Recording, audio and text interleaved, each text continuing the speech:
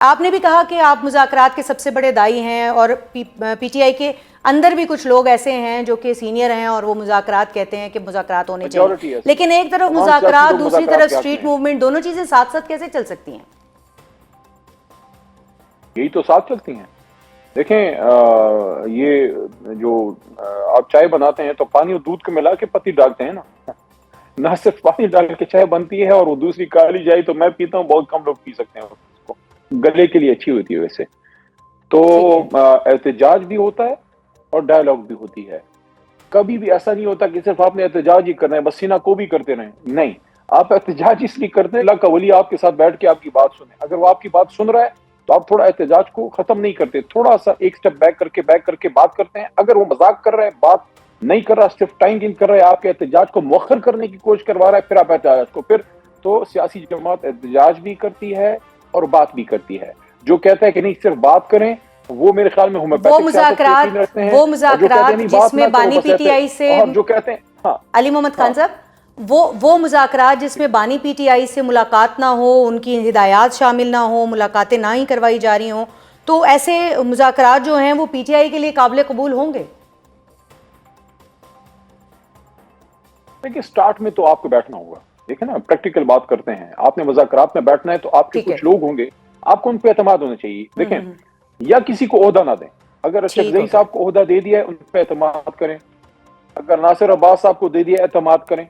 اگر گوہر چیئرمین ہے، میں پارٹی کے لوگوں کو کہہ رہا ہوں، خان صاحب کو تو اعتماد ہے اس لیے عہدہ دیا، میں پارٹی کے لوگوں کو کہہ رہا ہوں، ہمارے جو ورکر ووٹر سپورٹر یا جو کچھ سوشل میڈیا کے لوگ باہر بیٹھے ہیں، کہ اگر عمران خان نے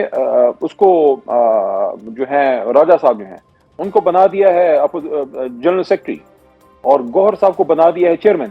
تو آج سے 3 سال پہلے پی ٹی آئی میں ان کا کوئی نام بھی نہیں جانتا تھا، ٹھیک ہے، لیکن عمران خان نے عہدہ دے دیا ہے تو عمران خان کو ٹرسٹ ہے تو ہمیں ٹرسٹ ہونا چاہیے۔ تو اگر وہ یہ صرف علی محمد خان کی سوچ ہے یا یہ تحریک انصاف کے دیگر لیڈرز کی بھی سوچ ہے؟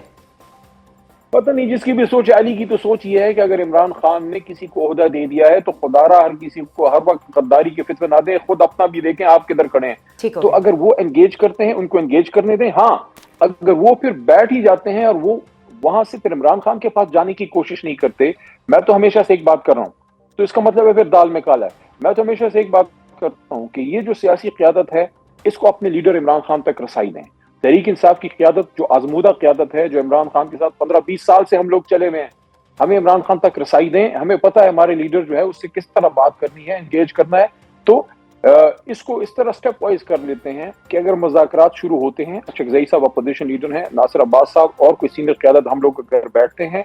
1-2 نشستوں میں بیٹھ گئے، ان کے پوائنٹس لے لیے کہ بھئی حکومت کیا کہہ رہی ہے، ہمارے پوائنٹس آگے، پھر دوسرا سٹیپ سب سے اہم ہے کہ پھر یہ جو کمیٹی ہے وہ ڈیمانڈ کرے کہ یہ باتیں ہو گئی، یہ مذاکرات کے نکات آگے، اب ہمیں اپنے لیڈر تک رسائی دیں، ہمیں ان کے ساتھ بیٹھنے دیں۔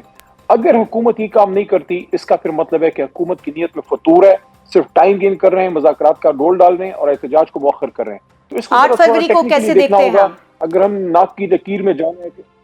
8 فروری کو کیا دیکھ رہے ہیں آپ؟ 8 فروری کو لوگ پہلے جو آپ کی تحریکیں تھی ان میں لوگ نہیں نکلے، علی محمد خان صاحب؟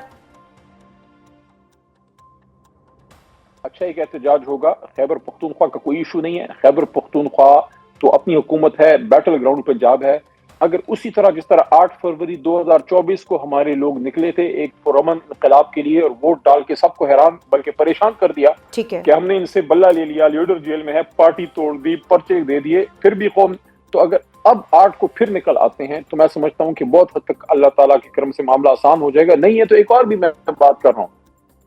یہ تحریک انصاف یا کسی بھی سیاسی جماعت سے آپ احتجاج کا حق چھین نہیں سکتے۔ آج اپوزیشن لیڈر کی تعیناتی ہو گئی، بہت آپ لوگوں نے اس کے حوالے سے فائٹ بھی کی، ہنگامہ بھی ایک برپا رہا پارلیمنٹ کے اندر، پارلیمنٹ کے باہر، تو آپ کو کیا لگتا ہے کہ جو قائد حزب اختلاف کے طور پر محمود خان اچکزئی صاحب کا تقرر ہے وہ پی ٹی آئی کے لیے کتنا امپورٹنٹ ہے؟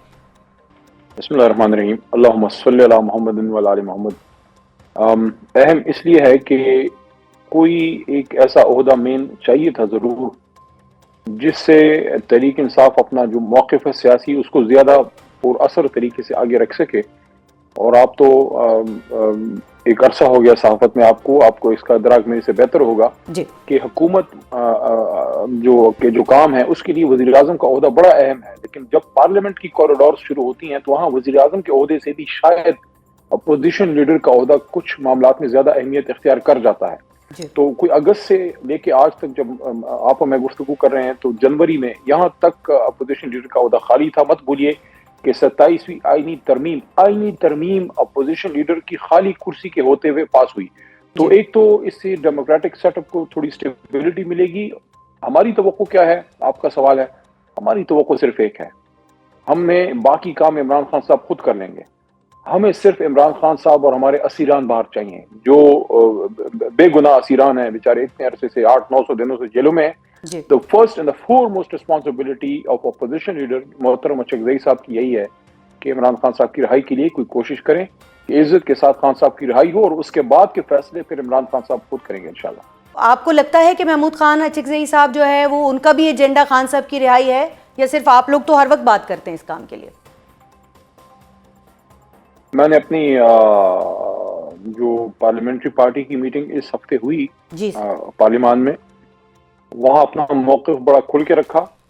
اور تقریباً تمام کے تمام پارلیمنٹیرینز جو تحریک انصاف کے ہیں سب نے, ظاہر ہماری اپنی میٹنگ تھی, سب نے سپورٹ کیا, اور وہ یہ تھی کہ ڈائیلاگ ہونا چاہیے. کیونکہ میں تو ڈائیلاگ کا حامی ہوں, لیکن اگر کسی ڈائیلاگ پروسیس میں ملک کے سب سے بڑے لیڈر کی رہائی ایجنڈے میں ہی نہیں ہے, اس کا پھر مطلب یہ ہے کہ یہ ڈائیلاگ نہیں ہے, یہ پھر صرف آنکھوں میں سرما لگانے کی کوشش ہوگی. ایسی کسی چیز کو میں یا ہمارا ورکر اس کو اون نہیں کریں گے. ٹھیک ہے. اچھا یہ بھی بتائیے گا کہ کیا آپ کو لگتا ہے علی محمد خان صاحب کے اب جب کہ اپوزیشن لیڈر آپ کے آ گئے ہیں اور سینٹ میں بھی ہو رہی ہے کہ سینٹ میں بھی علامہ ناصر راجہ صاحب جو ہیں وہ آپ کے اپوزیشن لیڈر وہاں پر آ جائیں گے, تو دونوں جگہ پر اپوزیشن لیڈر ہونے کے بعد کیا ہم یہ توقع کریں کہ اب قانون سازی کا عمل جو ہے, جو بلوں کے پاس ہونے کا عمل ہے, جو وہاں پر وقفہ سوالات ہے, جو آپ کے اوپر سب سے زیادہ تنقید ہوتی ہے کہ آپ لوگ اس کا حصہ ہی نہیں بنتے, تو اب اس میں بھی آپ کی شمولیت کہیں دکھائی دے گی؟ وقفہ سوالات میں تو ہمارا کنٹریبیوشن ہوتی ہے, اسٹینڈنگ کمیٹیوں سے ہم باہر ہیں. وہ مجھے نہیں پتا کس نے خان صاحب کو یہ مشورہ دیا تھا, کیونکہ سیاسی قیادت تو اندر نہیں جاتی, کیونکہ خان صاحب اندر ہیں, کوئی ان کو جو رائے دیتا ہے اس پہ وہ اپنا پھر وہ ذہن بناتے ہیں. میں اس وقت یہ بات کی تھی اور آج بھی کر رہا ہوں کہ تحریک انصاف اسٹینڈنگ کمیٹیوں سے باہر ہو کے حکومت کے ہاتھ مضبوط ہوئے ہیں. جس نے یہ فیصلہ خان صاحب کو مشورہ دیا ہے, میں یہ سخت بات ہے, لیکن میں یہ کہوں گا کہ کہیں ایسا تو نہیں ہے کہ اس شخصیت نے حکومت سے آنکھ مٹکا تو نہیں کیا تھا. کیونکہ کون ہو سکتا ہے جو یہ کہے گا کہ پبلک اکاؤنٹ کمیٹی سے اپوزیشن نکل جائے. میری بات سخت ہے, میں اسٹریٹ بات کرتا ہوں. دیکھیں, حکومت کا کام ہے, حکومت کرنا اپوزیشن کا کام ہے, اس کو اس کی گجی پکڑ کے رکھنا. اس کی خاص کر پبلک اکاؤنٹ کمیٹی وہ جگہ ہے جہاں اس کی ساری سپینڈنگ کی رپورٹ ادھر آتی ہے. اگر پبلک اکاؤنٹ کمیٹی آپ نے خالی چھوڑ دی, اس کا مطلب ہے آپ نے حکومت کو کھلی چھوٹ دے دی ہے کہ جو کرو وہ جا کے کرو. حالانکہ جنید اکبر بہترین کام کر رہا تھا, میرا کوئی وہ بھائی نہیں ہے, میرا پرانا ساتھی ہے, لیکن وہ دیانتدار آدمی ہے, وہ لگی ڈپٹی رکھے بغیر سیری کی بات کرتا ہے, تو وہ وہاں سے فارغ ہوا. اچھا, قائمہ کمیٹی برائے قانون, یہ جو 27ویں آئینی ترمیم پاس ہوئی ہے, اگر ہم قائمہ کمیٹی برائے قانون میں ہوتے, آئینی ترمیم پاس ہو رہی ہوتی, ہم اپنی بساط میں جتنا احتجاج ہو سکتا تھا, ایٹ لیسٹ اپنا احتجاج ریکارڈ پر تو لا سکتے تھے, ہم وہاں پہ امینڈمنٹس ڈال سکتے تھے.